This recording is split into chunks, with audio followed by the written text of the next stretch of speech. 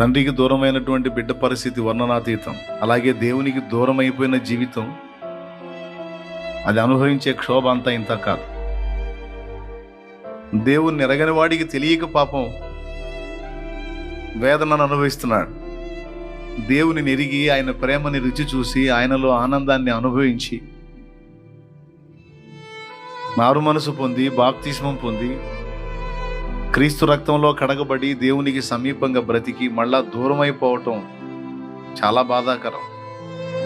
అలా దేవునికి దూరం అయిపోయిన వారు అనేక రకాల వేదనల్లో బంధించబడతారు, శత్రువు చేత నలగగొట్టబడతారు.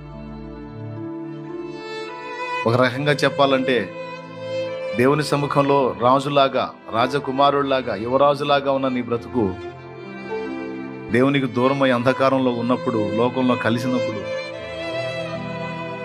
తప్పిపోయిన కుమారుడి గతిలాగానే అయిపోతుంది.